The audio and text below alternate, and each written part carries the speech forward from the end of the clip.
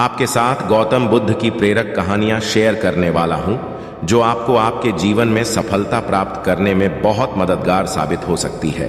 दोस्तों, एक बार गौतम बुद्ध के पास एक स्त्री अपने बच्चे को लेकर रोती हुई आती है और उनसे कहती है, प्रभु, मैं आपके पास बड़ी आशा लेकर आई हूं। मैं जानती हूं कि आपके लिए सब कुछ संभव है और आप परम ज्ञानी हैं। इसीलिए कृपया मेरे मृत बच्चे को जीवित कर दीजिए। मैं आपका यह उपकार कभी नहीं भूलूंगी। उस स्त्री को बुद्ध के पास उन लोगों ने भेजा था जो लोग बुद्ध से ईर्ष्या करते थे। उनका उद्देश्य ये था कि बुद्ध सभी की नजरों में गिर जाए। उस स्त्री के पुत्र की मृत्यु वास्तव में हुई थी, परंतु वह नहीं जानती थी कि उसका और उसके मृत पुत्र का इस्तेमाल बुद्ध को नीचा दिखाने के लिए किया जा रहा है। उसे तो बस ये बताया गया था कि बुद्ध सच में उसके पुत्र को जीवित कर सकते हैं। वो स्त्री कहती है कि कहिए ना प्रभु, आप मेरे पुत्र को जीवित कर देंगे ना। वहां उपस्थित सभी लोग बुद्ध के उत्तर का इंतजार कर रहे होते हैं। बुद्ध कहते हैं, हाँ, मैं तुम्हारे पुत्र को जीवित कर सकता हूं। बुद्ध की ये बात सुन वहां उपस्थित सभी लोग बहुत चौंकते हैं और वह स्त्री बहुत प्रसन्न होती है। फिर बुद्ध कहते हैं कि परंतु तुम्हें एक कार्य करना होगा। वह स्त्री पूछती है, क्या कार्य करना होगा मुझे प्रभु? बुद्ध कहते हैं कि तुम्हें एक मुट्ठी सरसों के दाने लाने होंगे। वो स्त्री कहती है, मैं अभी लेकर आती हूं प्रभु। बुद्ध कहते हैं, परंतु ध्यान रहे कि दाने ऐसे घर से लाने हैं जिस घर में कभी किसी की भी मृत्यु ना हुई हो। वह स्त्री उसी क्षण सरसों के दाने लेने के लिए अपने गांव में चली जाती है। वह अपने गांव के हर घर में जाकर पूछती है। उसे सरसों के दाने तो हर घर में मिलते हैं, परंतु उसे ऐसा कोई घर नहीं मिलता जिसमें आज तक कभी किसी की भी मृत्यु ना हुई हो। फिर वह स्त्री समझ जाती है कि मृत्यु जीवन का एक ऐसा सत्य है जिसे कोई नहीं बदल सकता। वह स्त्री बुद्ध के पास जाती है और कहती है, मैं इस बात को कहीं ना कहीं जानती तो थी, परंतु स्वीकारना नहीं चाहती थी। आपने बिना कुछ कहे ही मुझे इस सत्य से अवगत करा दिया। बुद्ध कहते हैं, जो जन्मा है उसकी मृत्यु निश्चित है और यही प्रकृति का नियम है। चाहे कोई व्यक्ति कितना ही सुंदर क्यों ना हो, या करूप हो, या बूढ़ा हो, या जवान हो, लेकिन फिर भी मृत्यु सभी को आनी है। बुद्ध कहते हैं, ये संसार जिसे हम यथार्थ मानते हैं, यह दुख और पीड़ा का क्षण भंगुर खेल है। इसीलिए जो जन्मा है उसकी मृत्यु निश्चित है। मनुष्य का मन बिना बड़ा चालाक होता है, वह उसे उसके ही जाल में फंसा देता है। हर व्यक्ति के अंदर बहुत सारे अंधविश्वास होते हैं और ऐसा नहीं है कि हर अंधविश्वास गलत होता है। जैसे कि मान ले कि आप नशा करते हैं और नशा करके अपने आसपास गंदगी का माहौल बनाए रखते हैं, तो इसका असर आपके जीवन पर भी जरूर पड़ता है, चाहे आप माने या ना माने।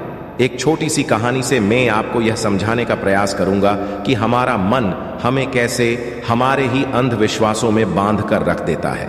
तो चलिए कहानी की शुरुआत करते हैं। एक बार बुद्ध एक नदी के किनारे से गुजर रहे थे और सर्दियों का समय था। सभी लोग मार्ग पर मोटे मोटे वस्त्र ओढ़कर चल रहे थे। तभी बुद्ध की नजर एक व्यक्ति पर पड़ती है जो नदी के ठंडे पानी में डुबकी लगा रहा होता है। बुद्ध उस व्यक्ति को देखकर थोड़ा आश्चर्यचकित होते हैं, क्योंकि वो व्यक्ति कांप भी रहा था और नहा भी रहा था। बुद्ध उस व्यक्ति से इतनी ठंड में नदी में डुबकी लगाने का कारण पूछते हैं। फिर वह व्यक्ति बुद्ध को बताता है कि वह सुबह सुबह नदी में नहा धोकर पूजा के लिए जा रहा था। तभी उसका पैर एक मेंढक पर पड़ गया और उसके कारण मैं अपवित्र हो गया हूं, और इसलिए मैं फिर से पवित्र होने के लिए नदी में डुबकी लगा रहा हूं। बुद्ध उस व्यक्ति की बात सुनकर मुस्कुराते हैं और उससे पूछते हैं, क्या तुम मुझे बता सकते हो कि वो मेंढक कहां रहता है? वह व्यक्ति कहता है, पानी में। फिर बुद्ध कहते हैं, जब तुम इस पानी में डुबकी लगाने से पवित्र हो सकते हो, तो वह मेंढक तो हमेशा से ही इस पानी में ही रहता है, तो वह मेंढक तो पहले से ही पवित्र होगा। उसके छूने से तुम अपवित्र कैसे हो सकते हैं? उस व्यक्ति को बुद्ध की बात जचती है और वह पानी के बाहर आ जाता है। बुद्ध उस कांपते हुए व्यक्ति को एक वस्त्र उठाते हैं और कहते हैं कि अंधविश्वास किसी बात का मत करो जब तक कि वह तुम्हारे खुद का अनुभव ना बन जाए। फिर बुद्ध कहते हैं कि मनुष्य अपने मन के कारण ही दुख पाता है, और जो चीजें अपवित्र है उन्हें तो वह अपवित्र नहीं मानता।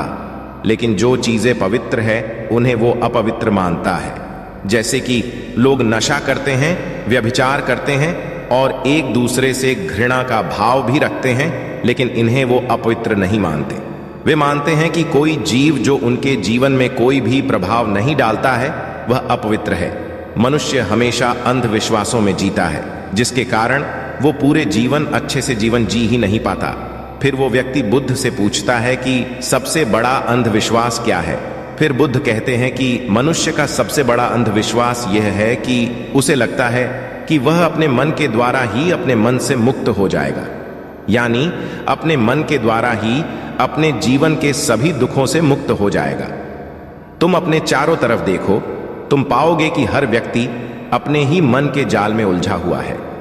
कोई डर हुआ है तो कोई उम्मीदों में जी रहा है और किसी को यह लगता है कि कल सब कुछ ठीक हो जाएगा।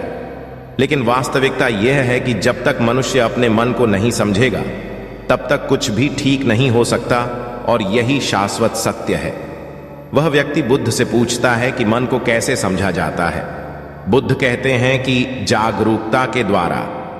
पूरे दिन में जब भी याद आए, जागरूक होकर देखो कि तुम्हारा मन तुमसे क्या करवा रहा है। तुम्हारा मन बार बार तुम्हें भुलाने का प्रयास करेगा, लेकिन तुम्हें बार बार प्रयास करते रहना है। तुम्हें दिन में ये बार बार देखना है कि क्या तुम उसी रास्ते पर जा रहे हो जो तुम्हें वहां तक पहुंचाएगा जहां तुम जाना चाहते हो, क्योंकि यही सूत्र है अपने मन को समझकर मन से मुक्त होने हैं।